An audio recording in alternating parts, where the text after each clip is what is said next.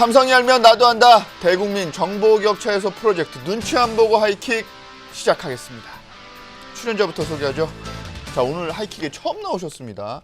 저희가 YTN에서는 많이 뵀는데 오늘 처음 나오신 건국대 김상진 교수 나오셨습니다. 네, 안녕하세요. 예, YTN에서는 진짜 많이 뵀습니다. 아, 그래요? 예, 어쩌다가 하이킥까지 오셨습니까? 글쎄 불러주니까 뭐 다행이었죠, 뭐 저는. 그렇군요. 저희 뭐 정치 얘기도 가끔 하는데 네. 성향을 좀 여쭤봐도 될까요? 네네네, 뭐 물어보시죠. 민주당 원외 인사라는 얘기가 있습니다. 아, 그런데 제가 정치권에 오래 몸담았던 것은 사실인데요. 네. 민주당의 원외 인사, 뭐 그렇게 썩 좋은 얘기는 아닌 것 같고요. 문재인 정부가 성공하길 바라는 사람, 뭐 이 정도로 정리해 주시면 좋겠습니다. 문과라 그러네.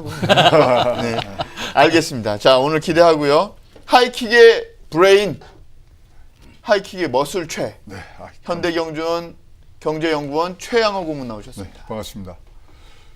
그 정치적 성향에 대해서 왜 안 물어보십니까? 바른정당 원외 인사잖아요. 아닙니다. 저는 항상 제 정당은 여당입니다. 그럼 여당은 더불어민주당인데? 뭐 자유한국당으로 바뀌면 또 거기가 제 당이 되는 거고요. 민주당 얘기는 절대 안 하십니다. 알겠습니다. 그리고 요즘 이렇게 평가가 굉장히 좋게 나오시는 대구은행 김희철 전 부행장 나오셨습니다. 반갑습니다. 요즘 그 조용조용히 잘근잘근 잘 씹어주신다고 아주 그냥 평가가 남다르십니다. 제가 잘 모르니까요. 그냥 네. 제 주변에 있는 이야기를 조금씩 하다 보니까 그런 이야기를 듣나요? 오늘도 정체를 숨기고 칼을 숨기고 계신 김희철 부행장 기대하겠습니다. 자, 이 얘기부터 먼저 안 할 수가 없는데요. 오늘 대한항공 본사 재무부에 대한 경찰의 압수수색이 있었습니다. 경찰청 특수수사과에서 수사를 했다는데 이게 무슨 얘기입니까, 최양호 고문? 그 이제 A라는 인테리어 업자가 있는데 네. 이제 호텔에 이제 인테리어 공사를 하는데 같은 시간에 같은 기간에 회장의 저택에도 공사가 있었다는 그 조사를 이제 수사 과정에서 나옵니다. 근데 이 회사는 네. 뭘로 올렸냐면 세무 탈루라든가 뭐 네. 어떤 안건 때문에 지금 이제 수사를 하고 있는 중인데 어떻게 공사 기간이 같지? 그러면서 계속 이제 수사를 하다 보니까 이것에 대해서 이제 혐의점을 잡고 오늘 압수수색을 전격적으로 나간 거죠. 이게 조양호 회장이 지금 그러니까 조양호 회장 대한항공에서 호텔을 짓는데 그 기간 동안에 조양호 회장 집도 같이 공사를 한 거죠. 네, 그렇습니다. 기간이 이제 겹쳐서 네. 그거를 이제 그래서 혐의점을 돈은 잡고 한 계좌에서 나갔다. 그렇습니다. 뭐 그런 거죠. 네, 네. 이런 거는 그러면 누군가 아예 자료를 갖다 주지 않으면 이런 거 수사 못 하는 거 아니에요? 뭐 그렇다고 봐야죠. 거기서 지금 김희철 부회장께서는 조양호 회장님이 경복고 선배라서 말씀을 안 하시는 거예요? 이게 이제 학연, 뭐 지연, 뭐 혈연 이런 거 이제 다 떠나야 되지 않겠어요? 그럼 말씀을 해주세요. 이런 거 정말 더 이게 잘하시잖아요. 사실 어떻게 보면요, 되게 네. 심플한 문제예요. 제가 이제 개인 사업자라고 생각하고요. 제가 개인 사업자인데 식당을 운영하는데 식당 인테리어를 한단 말이에요. 그럼 하다 보니까는 우리 집에 목욕탕도 좀 수리를 좀 해야겠다. 와서 좀 이거 마저 해주라. 그럼 또 해줘요. 개인 사업자들은 그거 해요. 자기 거면은. 네. 또 뭐 그게 또 서로 인정이고. 근데 사실은 이게 이 오너가 자기 돈하고 이 회사 돈하고 다른데 그걸 같이 생각한 게 아닌가. 이게 그 문제인 것 같아요. 그러니까 자기 회사라고 생각한 거죠. 자기 돈이라고. 자기 돈.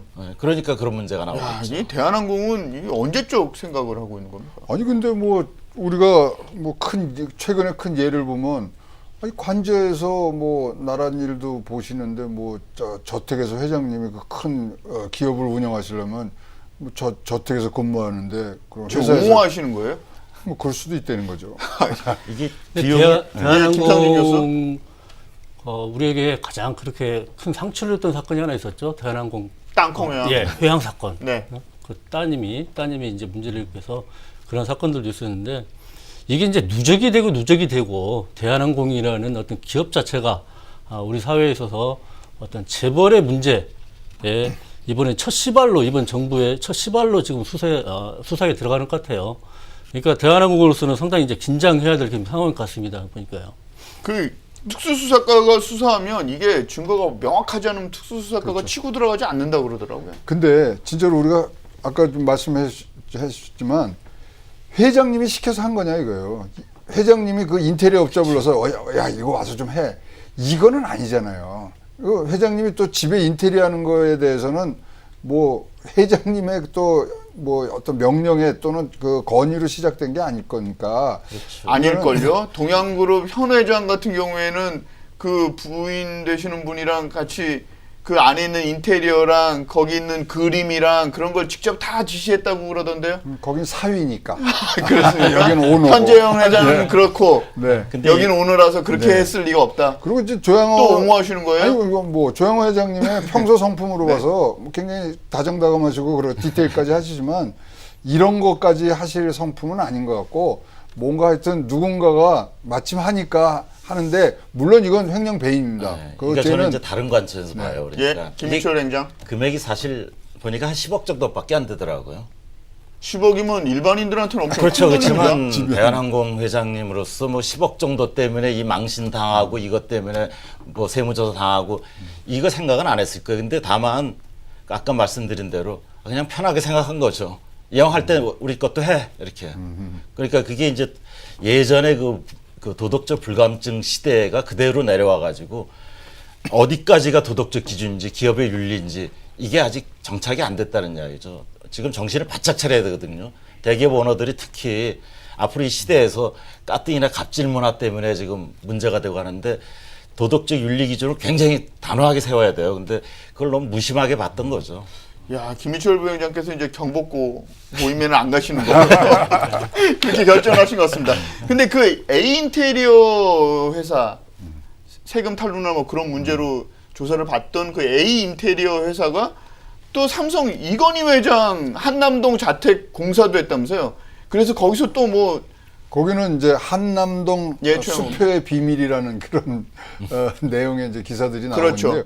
나오는데 이건희 회장의 자택은 이렇게 인테리어가 바로 와서 하는 건 아닙니다. 에버랜드가 관리를 하고 있고요. 네. 에버랜드 직원이 이제 이 인테리어 회사를 했는데 어떻게 뭐 우연하게 같은 인테리어 회사입니다. 그러니까 조양호 회장과 네. 이건희 회장이. 근데 거기도 보면은 2013년도에 삼성병원에 그 귀빈실 거기 내부 인테리어 공사하는 기간하고 뭐 이건희 회장과 이재용 부회장의 집을 네. 재개축하는데 네, 맞습니다. 시간이 같습니다. 근데 거긴 증거가 나왔어요.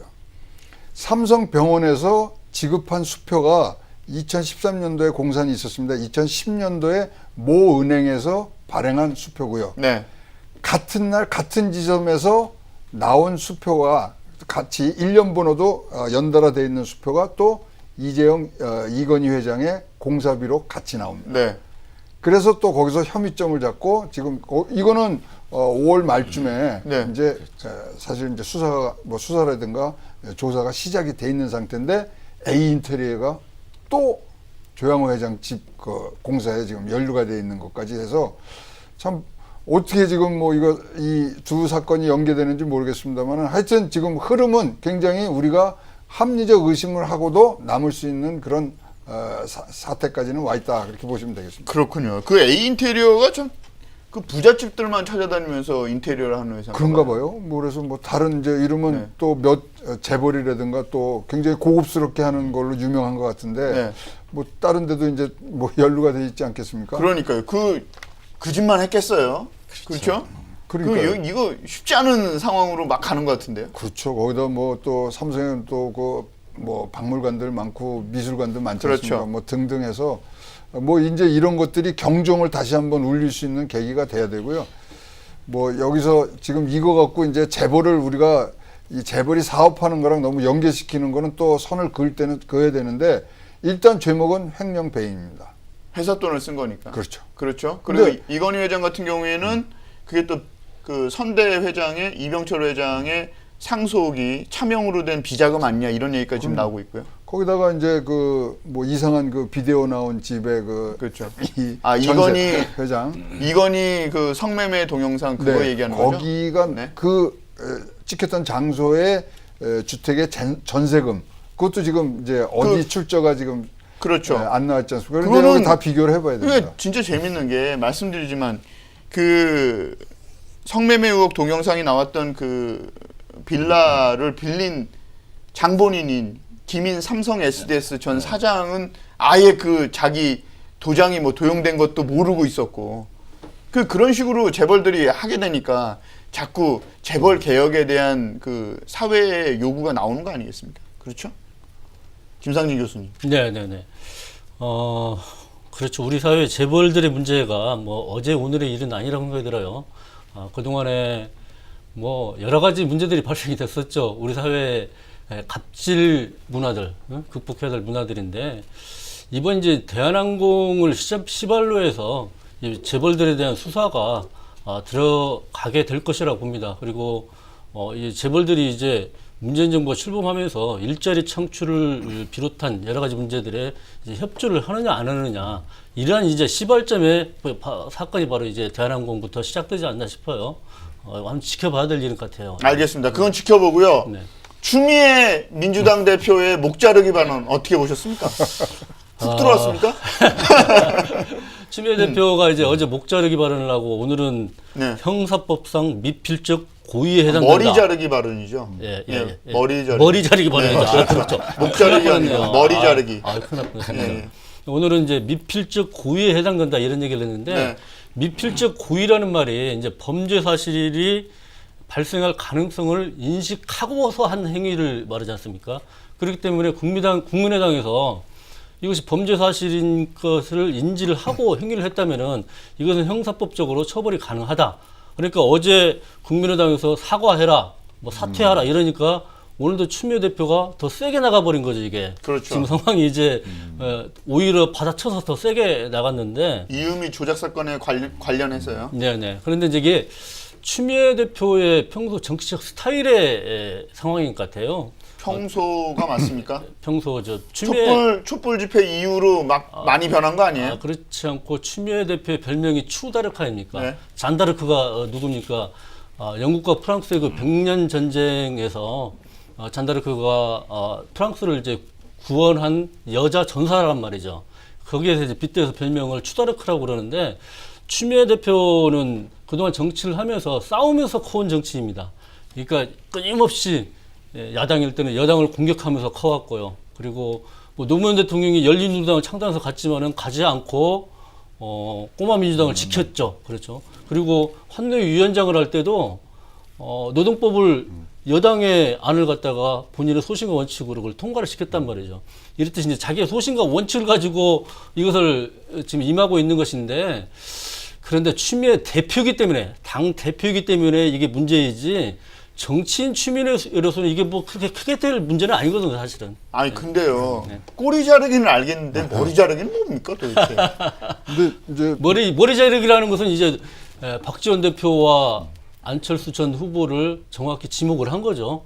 두 사람을 비껴 나가기 위한 이제 지금 국민의당 아니 그 사람들을 정리하려고 지금 국민의당이 그런다는 얘기 아니에요? 머리 자르기라는 건? 근데 원래 이게 네? 김희철 행장? 머리, 몸통, 꼬리가 있잖아요. 네. 그래서 꼬리 자르기인데 이제 몸통까지 잘라낸다 하는 게 사실 몸통 자르기 했으면 좀 어감이 덜했을 텐데 머리 자르기 해버리니까 이게 IS 뭐 생각도 나고 좀 끔찍한 연상도 되고 이게 굉장히 더 불쾌하게 만들었다는 거예요.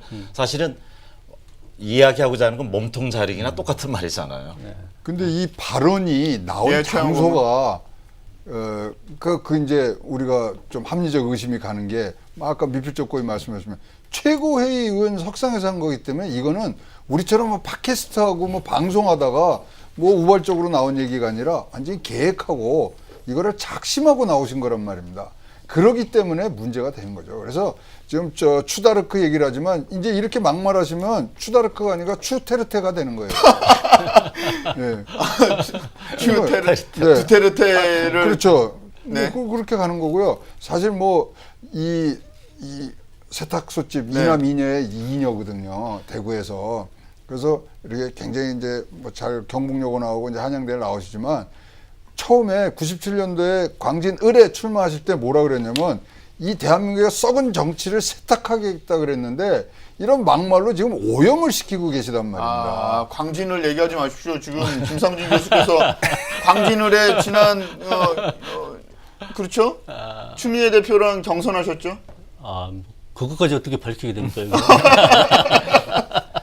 그래서 하여튼 네. 뭐 이분의 이제 뭐 개인적 취향이 이제 대처 영국 수상이 이제 뭐 영국병을 고친 것처럼 자기도 썩은 한국의 정치를 해보겠다는데 아니죠. 이런 식으로 하시면 안 되고요. 저 지금은 집권 여당의 대표면 맞는 걸맞는 품위 있는 말과 국민들에게 진짜 희망과 뭐 이 격려를 주실 수 있는 말이고요. 최근에 또 그날은 2연타를 치셨어요. 또 사드 문제 때문에.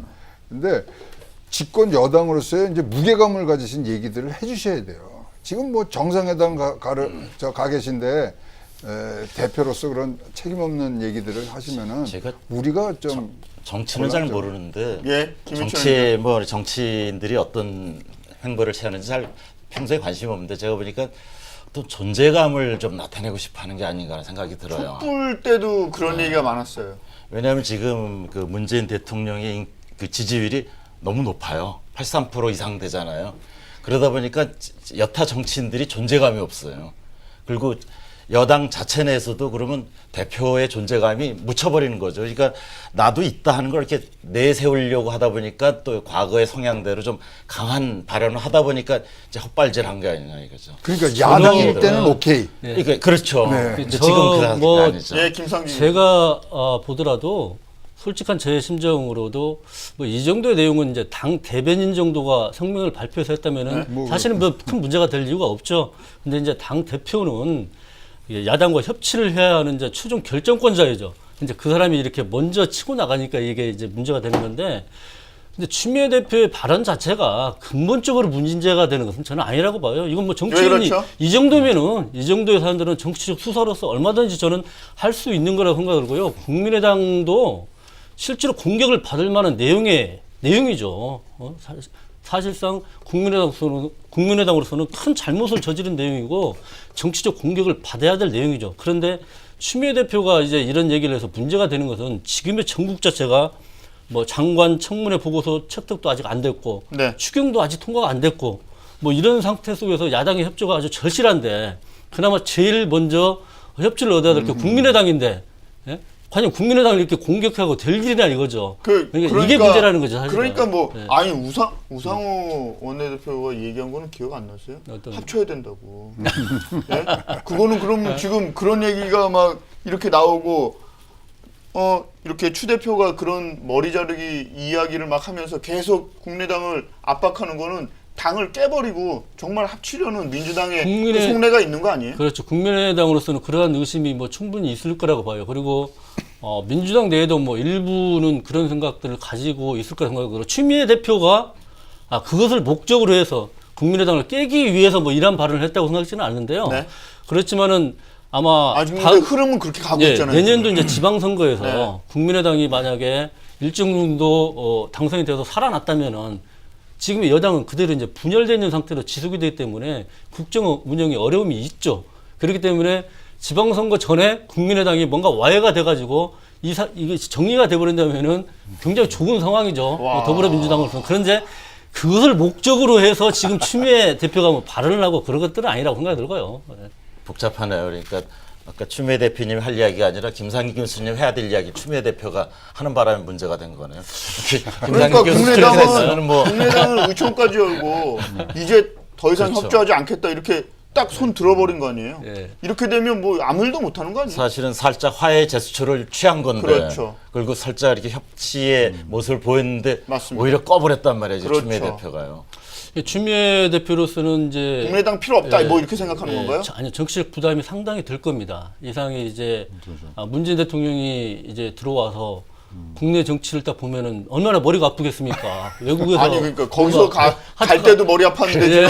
지금 가는 날 미사일 쏴가지고 지금 머리가 엄청 무거운 그러니까 상태로 말입니다. GT&E를 예. 갔는데 들어왔더니- 들어와 봤더니 또 예. 여기는 또 다 밥상 엎어놓고 이건 어떻게 해야 될지 모르겠어요. 완전히 지금 대통령 혼자 원맨쇼 해야 되는 뭐 이런 기분을 느낄 것 같아요. 그러니까요.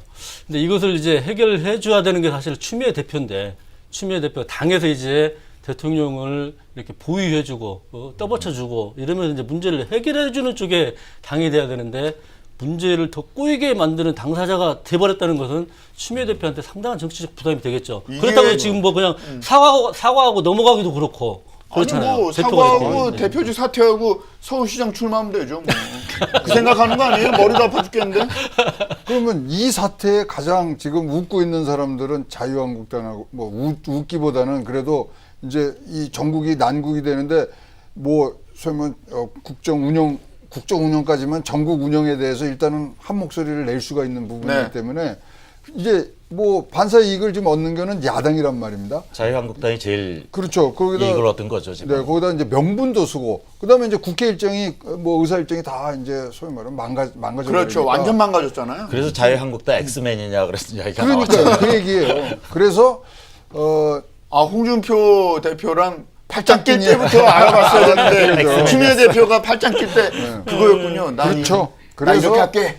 그래서 제가 오늘 준비해 온 게 추미애로 삼행시를 한번 적어보겠습니다. 지금요? 네, 운 한번 제가 운 한번 띄워주세요. 띄워보겠습니다. 아 이런 거 막 하셔도 돼요? 예. 아니 뭐 그래도 이제 저 경선하실 때 경선 그 장소에서 자기 이름으로 저 삼행시 지내는 거 그때 하셨죠? 아, 그걸 기억하시네요. 아이 그럼요. 네, 그 고맙습니다. 우리 보고 있었잖아요. 그때 그랬다니까요. 아 그래요? 그 뭐 그러면 추미애는 그랬다가 제가 오늘- 추풍낙엽 어떤 기계로 미소 담은 그랬는데 그게 아니고 추미애 제가 해보겠습니다. 네. 추미애 대표를 지지하고 사랑하는 민주당원 여러분. 저 카메라 보시면서 아 하시면 예. 미안해하지 마십시오. 예. 애국 보수가 되셨습니다. 야. 최고문님이 예? 그 저격수 같아. 저 자유한국당의 저격수를 부각하고 싶은가요? 자유한국당 인사십니까? 아닙니다. 거의 뭐 항상 제가 여당 알기로는 편이라. 바른정당 원외 인사인 걸 알고 있는데. 아닌데 거기도 아니고요. 지금 저는 아, 정당은 여당. 무소속입니다. 예. 아, 그렇습니다. 알겠습니다. 얼마 전까지 새누리당 당원이셨습니다. 아, 그렇군요. 그런데 이제 상황이 이렇게 됐는데 정세균 뭐 의장이 추경 직권상정을 진행을 하기로 했단 말이죠. 이러면 그냥 민주당이 다 이렇게 해가지고 싹 상황이 안 되니까 결국에는 정세균 의장한테 도움을 청해서 바로 그냥 올리는 걸로 그렇게 작전을 짠 거 아닌가. 어차피 도움 못 받으니까 도움 못 받을 바에는 국민의당 압박하고 그래서 옴짝달싹 못하게 눌러놓고 그 다음에 나머지는 이제 적전 분열 상태니까 바른당하고 자유한국당은 합칠 수가 없잖아요. 그러니까 적전 분열 상태니까 이 상황에서 정세균 의장을 이용해서 탁 추경안을 올려서 해결하는 그런 모습을 가는 거 아닌가 뭐 이런 추경에 생각이 대한 듭니다. 지금 긴박성이라든가 그 필요성에 대해서는 지금 뭐 대통령 우리나라의 이제 행정 수반이 그거를 네. 가자는 방향을 얘기했기 때문에 거기에 이제 국회는 반응을 해주는 거고요. 그래서 이제 뭐 7월 10일까지 이제 예결위에 올라가고 또 네. 다행히 또 예결위가 백전 위원장이 또 민주당 소속이니까 그러니까요. 일단은 이제 진행이 될 것 같고 근데 이제 불참을 하겠죠. 불참을 하고 나머지가 예, 추경이 이렇게 한 달 동안 심의도 못 해본 적은 지금 처음입니다. 진짜로 처음입니다. 그 국회의원들도 심의했거든요. 근데 진짜 나쁜 사람들은 나쁜 사람이에요. 어제 국회의원 나오셨을 때 나쁜 사람이 얘기할 걸 그랬어요. 좋은 사람도 있고 나쁜 사람도 있고요. 근데 알겠습니다. 그 개별로 만나면 얼마나 좋으신 분들이에요. 근데 이렇게 합쳐놓으면 조금 우리가 갸우뚱하시는 분들이 아, 근데 오늘 그 예, 정석윤 의장하고 원내대표하고 만나서 했던 것은 네. 좀 바로잡을 필요는 좀 있는데요. 그러니까 이제 추경 예산안을 정부에서 이제 제출을 하면은 이 프로세스가 상임위 심사를 거치고요. 그다음에 예결위 심사를 거치고 본회의에서 의결을 해야지만이 이제 최종 의결이 되는 거죠. 그렇죠. 예산안으로 확정이 되는 거죠. 근데 오늘 했던 것은 이제 각 상임위에서 지금 심사를 하다가 지금 중단이 되어 있는 상태 아닙니까? 그러니까 이것을 예결위로 일단 회부를 한 겁니다. 예결위로. 네, 심사를 그렇죠. 회부를 한 겁니다. 그러니까 예결에서 의결이 되고 본회의 의결하고 이 절차들은 필요한 거죠. 그러니까 앞으로 넘어야 될 사안이 많은 거예요. 그러니까 야당의 협조 없이는 현실적으로 불가능한 겁니다. 근데 왜 추 대표는 왜 그런 거예요, 그럼? 그러니까 이제 추 대표가 상당히 어려운 직면에 처한 건 맞죠. 그러니까 추 대표가 뭔가 국민의당이나 뭐 바른정당에 이런 데를 달랠 수 있는 뭔가를 줘야지만이 그분들이 이제 들어올 거 아닙니까? 그런데 이게 말입니다. 참- 뭐 아까도 말씀이 나왔지만 앞서서 추미애 대표가 문재인 대통령의 지지율이 너무 고공행진을 하다 보니까 본인의 입지나 혹은 본인의 이름을 알리기 위해서 만약에 이 머리 자르기 발언했다 그러면 집권 여당의 대표로서는 자격이 없는 것 아니냐 이런 생각이 듭니다. 나라는 생각을 안 하고 본인만 생각한 것 같은 그런 느낌이 확 들거든요. 아니 근데 이제 그 말씀이 맞다면. 네, 나쁜 조금 이렇게 자기 존재감 피력 때문에 네. 나타나는 걸로 볼 수 있고 그렇죠, 아니면은 그렇죠. 좀 약간 오만한 성격으로 나타날 수도 있다고 봐요. 왜냐하면 최근에 이제 그 문재인 대통령에 대한 인기가 높은 게 개인적인 어떤 호감도가 높아졌어요. 네. 그래서 개인적인 호감도가 높아지면 뭐든지 다 좋아하기 시작하거든요. 마치 애인 사귀기 시작하면 모든 행동이 다 이뻐 보이듯이. 그래서 국회나 이런 데서 누가 발언을 잘못하면은 20, 30대, 40대까지 SNS에서 무지하게 공격을 하거든요. 그러니까 뭘 해도 할 수 있을 것 같은 거예요. 그런 오만함이 조금 있었지 않았나. 뭐 그런 것도 있고요. 그래서 왜냐하면 지금 추경 같은 것도 약간 반대하면은 SNS에서 벌떼같이 덤벼들 거예요. 특히 20대, 30대, 40대까지가 그냥 왜 너희가 발목 잡느냐 이런 식으로. 네. 그러니까 그런 분위기가 SNS의 분위기가 오히려 지금 여당으로서는 너무 오만하고요. 오히려 그럴수록 좀 더 신중하고 배려하는 모습을 보여줘야 되는데 그게 굉장히 큰 앞으로도 정치적으로 큰 약점으로 작용하리라고 봐요. 여당 대표로서는. 그 김상진 교수께서 앞서서 말씀하셨던 이야기를 다시 곱씹어 보면 민주당 내부에서는 국민의당을 와해시키고 다음 지방선거의 승리를 위해서 정계 개편을 노림수로 뭔가 액션을 취하고 있지 않느냐라는 생각을 하게 됩니다. 그 내부적으로. 이제 정계 개편을 위해서 지금 이런 것들을 하고 있다라고 규정하기에는 사실 그건 좀 섣부른 거고요. 앞서서 김상진 교수께서 말씀하신 내용을 종합해 보면 그런 의심이 가능하다는 거죠. 제가 한 말이 아니었습니다. 예, 결론적으로 보면은 그렇게 방향이 가고 있지 않느냐 이렇게 볼 수도 있는 건데요. 뭐 그것을 위해서 지금 추미애 대표가 이런 발언을 하고 공격을 하고 이것은 아니라고 보고요. 그 정도는 뭐 계획된 뭐 이런 내용은 아니라고 보는데 제가 볼 때는 추미애 대표가 아까도 말씀드렸지만은 이분은 기본적으로 싸우면서 커온 정치인이에요.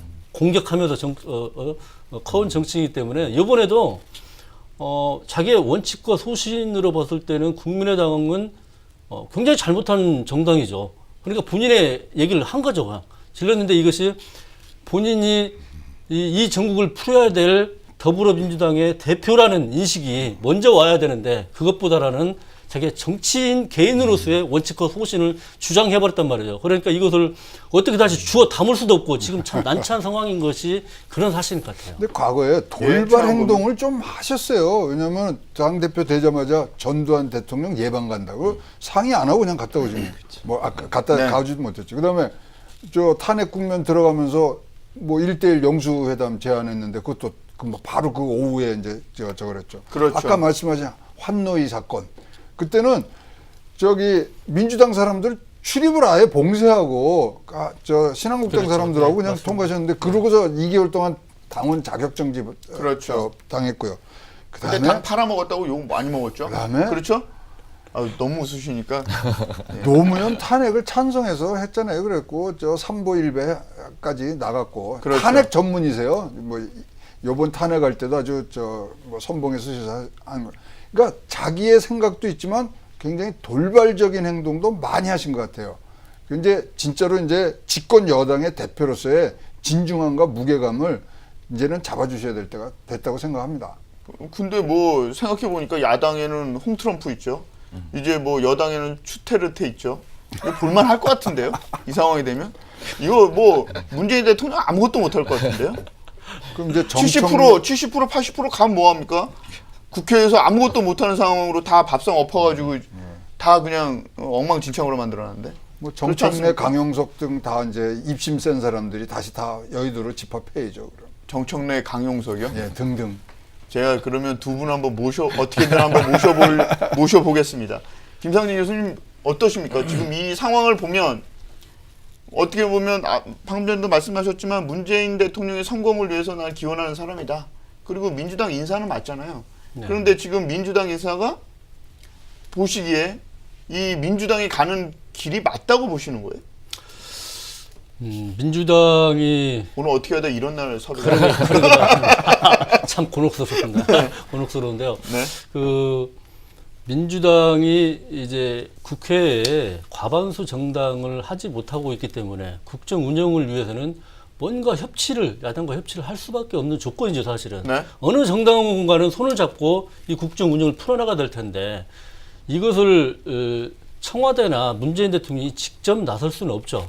그렇다면은 이 청와대나 예전 같은 경우에는 청와대나 정무수석실에서 정계 개편을 해가지고 이것을 바꿔버렸어요. 합당하려든지 뭐 3당 합당 막 이런 걸 했지 않습니까? 그렇죠. 근데 이제는 그런 상황은 아니란 말이죠. 그렇다면은 뭔가 민주당이 다른 이제 정당들, 야당들과 이 협치를 할 수 있는 뭔가 기반들을 마련해 줘야 되는데 이것을 못 하고 있는 안타까운 상황이죠.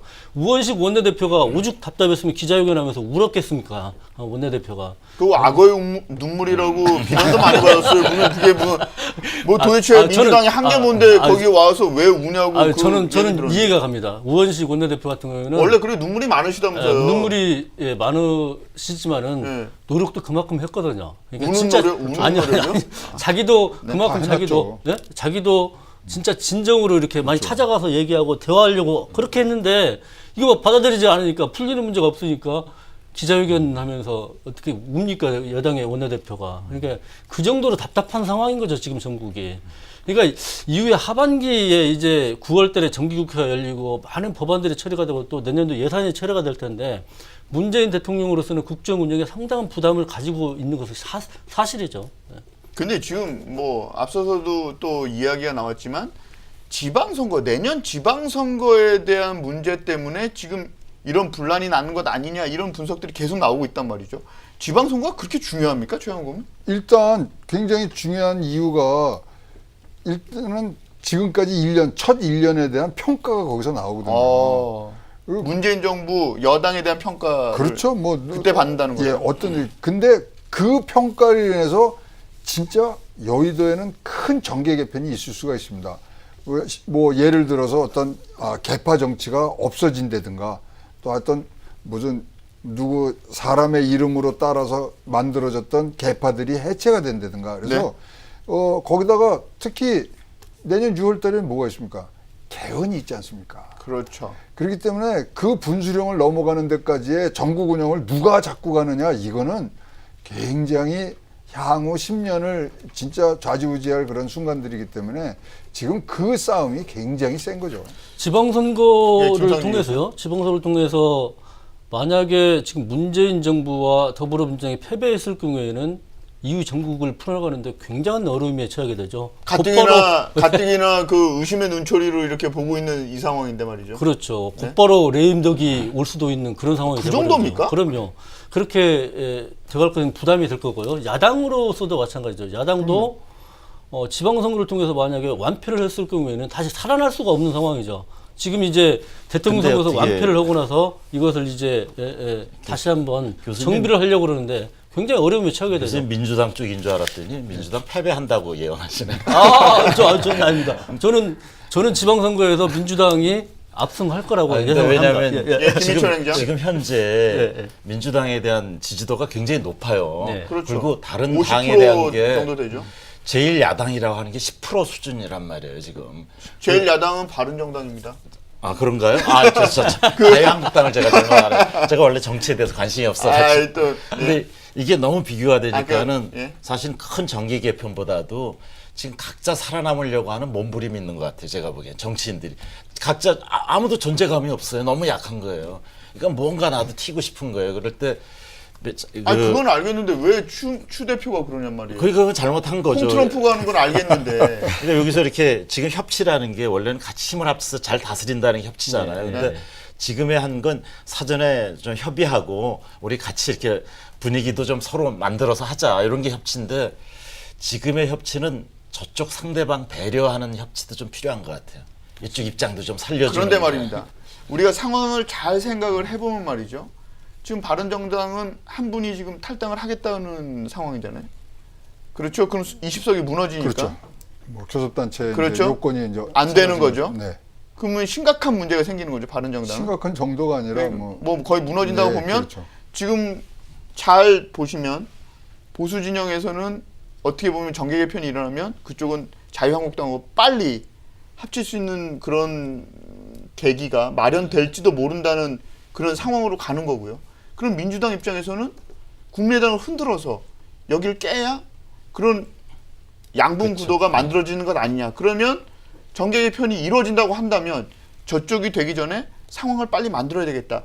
이런 판단이 추 대표한테도 있지 않았을까. 그래서 강공 모드로 돌변한 것 아닌가 이런 생각도 듭니다. 제 판단이 어떻습니까? 맞습니다. 맞는데 지금 예, 최영호 의원. 정권 초기입니다. 그리고 가장 강력한 힘이 있는 데고 있을 때고 지금 뭔가 개혁 드라이브를 걸기 때문에 정계 개편에서 지금 다른 소용돌이를 만들 이유는 없어요. 이제 분명히 그 생각이 어떤 선거라든가 그런 계획이 변곡점을 지났을 때 충분히 가능성 있는 시나리오인데 네. 지금은 뭐 이 청와대의 힘이라든가 대통령의 지지율 이런 것들이 너무나 좋기 때문에 그것이 개혁 방향으로 나갈 수 있게 여당이 뒷받침을 해야 되는 거죠. 그러려면 국회 쪽에서의 말씀하신 협치라든가 이런 거에 초석을 여당이 깔아줘야 되는데 지금은 뭐 반대의 방향으로 이렇게 했기 때문에 비난을 받는 겁니다. 예, 김희철 행정. 당을 분란시키려는 그 전략을 쓴다 그래도 지금은 아니라 아니죠. 이거죠. 그리고 겨울쯤 가서 연말쯤 가서 할 아유, 거 그럼 너무 생각이죠. 템포가 너무 빨랐다는 거죠. 지금 더 중요한 사안들이 많은데 그렇죠. 그래서 저는 이게 헛발질이라고 보지 전략이라고 봐지지는 않는 한마디로 것 같아요. 똥볼을 찼다. 추 대표가. 이것에 이런 분석에 대해서는 어떻게 생각하세요, 김상민 교수? 추 대표가 똥불을 찾냐? 왜냐면 제가 지금 정치공학적으로 이런 움직임이 있는 거 아니냐 했는데 네. 그게 지금 시기상으로 그 그렇죠, 안 그림이 맞죠. 있을 수 있지만 맞습니다. 시기상으로는 안 이게, 맞다라는 네, 그런 분석이잖아요. 오해를 받을 만한 소지는 충분히 있습니다. 있어요.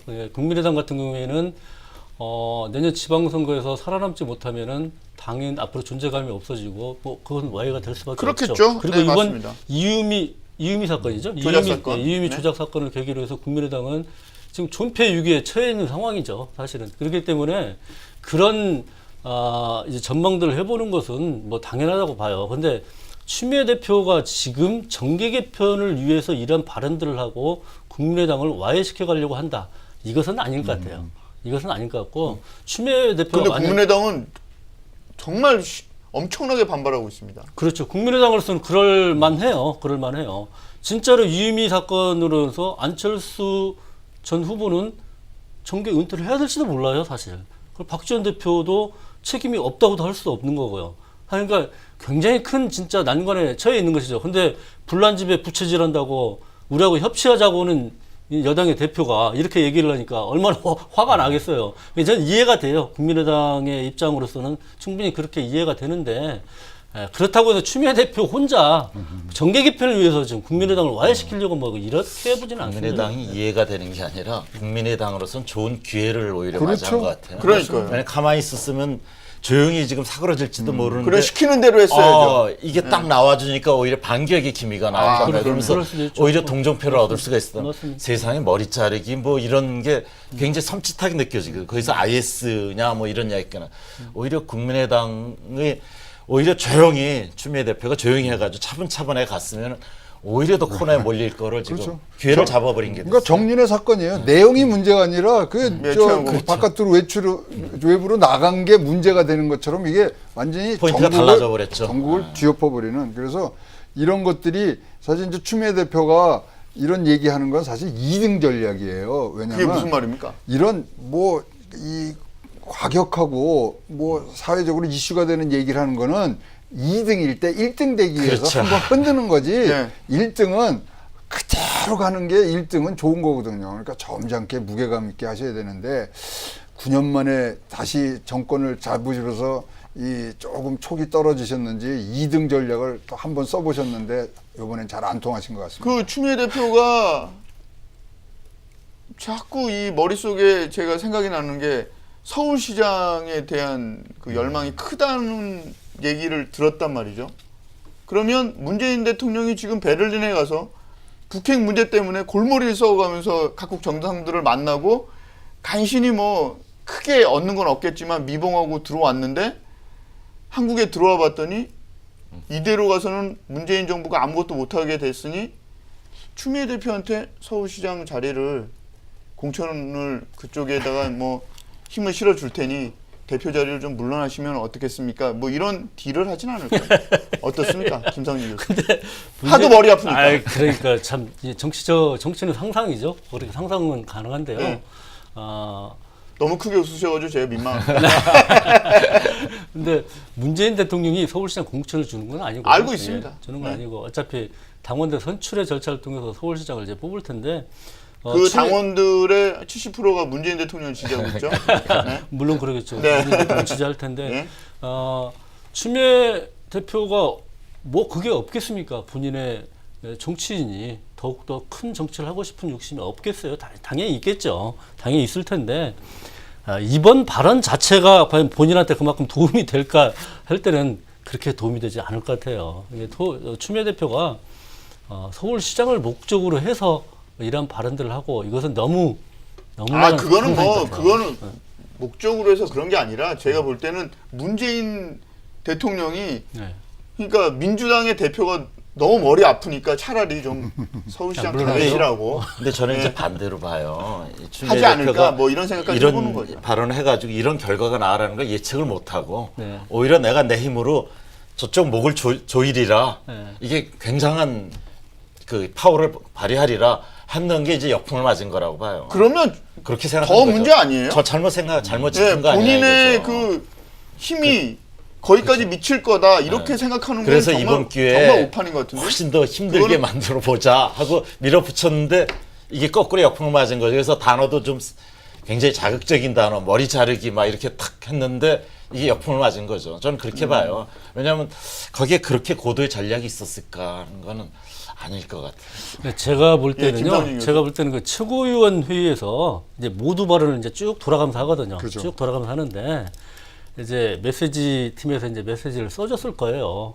그러면 이제 본인 대표가 그걸 소화하든지 아니면 자기가 뭐 생각해서 하든지 뭐 이렇게 할 텐데 본인은 이렇게까지 이게 확산되리라고 생각하지 않고 했을 거예요. 그게 말이 됩니까? 잘못 짚은 거죠. 아니 제가 아까 그런 그러면 더 말씀을 문제죠. 드렸을 때 아니, 크게 웃으시면서 말도 안 되는 얘기라고 하셨는데 아니 평상시에 네? 평상시에 그러면 추미애 대표가 아무 생각이 없다는 얘기밖에 더 됩니까? 아니요, 평상시에 정치인들이 사실은 할 수 있는 정도의 얘기거든요. 이게 사실은 이게 뭐 크게 벗어나고 그러진 않았는데. 그 말한 장소를 생각하셔야죠. 예, 근데 이제 김상진 교수님 말씀하셨으면 됐다 그랬잖아요. 이제 국회라는 건 원래 여야가 싸우는 장이거든요. 싸우더라도 결론을 이제 어떻게 되느냐. 싸우다가 끝나는 게 아니라 결론을 어떻게 내느냐. 그리고 국민을 중심에 놓고 어떻게 싸워서 결론을 내가지고 국민의 이익에 가게끔 할 것이냐. 이런 문제들인데 우리의 정치가 그동안에 그냥 싸우다가 한번 지르고 말고 그냥 남이 어떻게 되든 간에 말고 뭐 이런 정치 문화였단 말이죠. 그렇죠. 추미애 대표의 발언도 사실은 그런 정도의 차원인 것 같아요. 그냥 한마디 이렇게 지르고 많은 내용인데 이게 이렇게 확산이 돼버린 거지. 이 한마디가 자기도 몰랐다는 예, 이야기죠. 이 한마디가 이런 국정 파장이 운영에 올지. 엄청난 큰 걸림돌이 되리라는 것들을 예측을 못했을 수 바로 있다는 그게 거죠. 국민을 네. 불안하게 만드는 요인이죠. 그런데 바로 말입니다. 정치인의 그런 거물 정치인의 행동 하나하나가 굉장한 파장을 일으키잖아요. 김무성 대표 보세요. 노루패스 그거 그냥 그러니까요. 보좌관한테 하나 했는데 글로벌로 그게 퍼져가지고 아니 왜 여기서 끝내니까 하여튼 9년 만에 다시 잡으셔서 네. 지금 조금 하시는데 아니 그럼 요번에 제가 그냥 예를 든 거예요. 빨리 넘어가요. 근데 그게 이제 일반 사회 전반에 미치는 네, 영향이에요. 왜냐하면 아까 말한 회장님 수준에서 그까지 10억짜리 공사했다고 뭐가 문제가 되냐 하는데 이제 문제가 되는 사회가 된 거예요. 그렇죠. 그리고 말 한마디도 조심해야 되고 또 거물 정치인 같으면은 그것까지 고민하고 평소에 태도에 신중해야 되고 이런 게 필요한 사회가 된 거예요. 근데 거기에 걸맞게 정치인들이 성장 못했다는 게 국민의 한 사람으로서는 되게 안타깝죠. 제가 앞서서 그런 말씀을 드렸잖아요. 문재인 대통령 머리 아프니까 좀 가셔서 서울시장 하시라고. 그런데 김상진 교수께서 정말 크게 웃으셨잖아요. 그럼 말도 안 되는 소리 하지 말라고. 그게 정상적인 분석이고 판단이잖아요. 근데 추미애 대표는 그렇게 안 했단 말이죠. 일개 그냥 저 기자가 하는 말은 모두가 다 웃으면서 그런 말도 안 되는 얘기 하지 말라고 했는데 그러면 여당의 당대표는 그런 말을 하면 안 되는 거 아닙니까? 김상진 교수. 그렇죠. 정말 곤혹스럽습니다.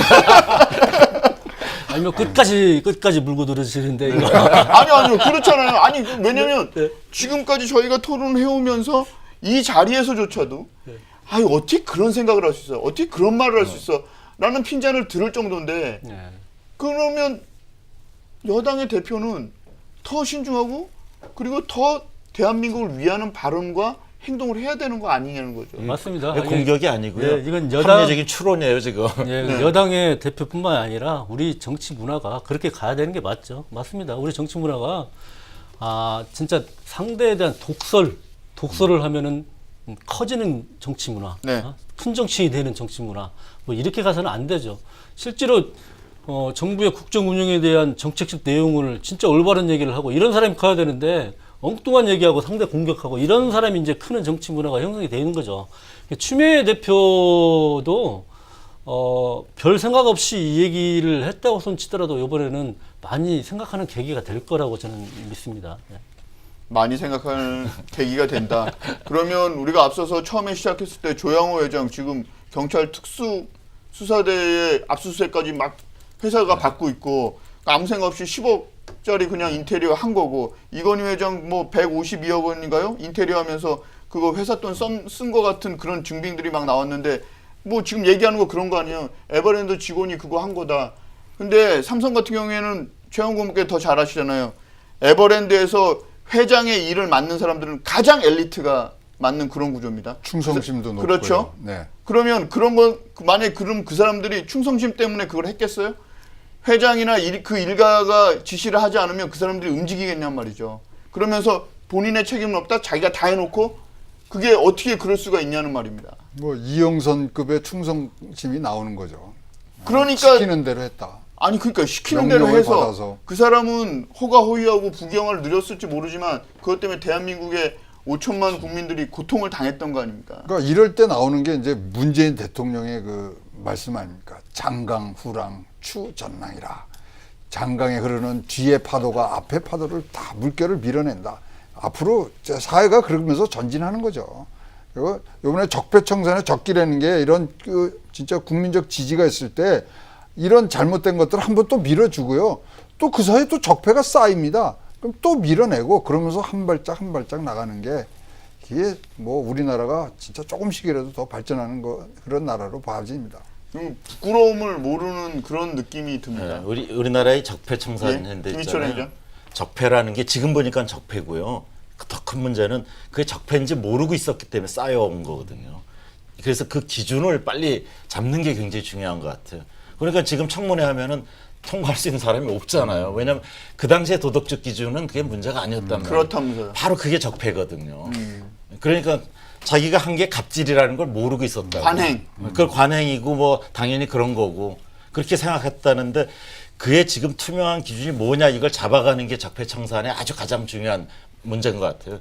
다 적폐청산 다 이야기해요. 근데 너도 적폐야 임마. 제 친구들하고 그래요. 그러면 너 하는 것도 적폐야. 그러면 어떻게 되는 줄 아세요? 필리핀의 두테르테가 하는 그런 인종 청소 같은 현상이 나타나는 그렇죠. 겁니다. 그냥 무조건 총으로 쏴서 죽이는 거예요. 그래서 사회 전체가 한 단계 한 단계 성숙해가는 이런 모습들이 나와줘야 되는데 그래서 이번에 이 장관 예, 최양호 의원. 저 되신 분들 중에 경복고등학교 출신이 없으시네요. 없어요. 없습니다. 아, 왜 이러십니까? 이제 오늘 김상진 교수 네, 벌써 저희 50분 다 됐습니다. 아, 벌써요? 네. 이게 자 예. 민주당을 사랑하고 문재인을 사랑하는 원외 인사로서 네네. 추미애 대표 어떻게 하면 됩니까? 저는 추미애 대표께서 지금 이제 오늘 수위를 좀 더 높여서 이제 국민의당을 공격을 했는데 네.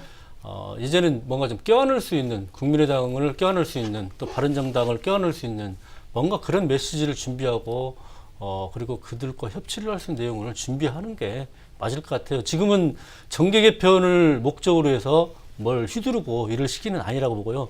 문재인 대통령의 국정 운영을 최대한 협조할 수 있는 준비를 하는 것이 맞다고 봅니다. 최양호 고문께서는 추미애 대표한테 조언을 해준다면 어떻게 하시겠어요? 문재인 대통령이 이산가족 상봉하고 북한하고 대화하자고 제안하고 있는데 여의도 그 조그만 손바닥 안에서 왜 싸우고 있습니까? 이제 진짜 내려놓으시고 무게감 갖고 하셔야 되고요. 진짜로 적폐청산의 계기인데 말로 할 게 아니라 행동으로 해주십시오. 그렇군요.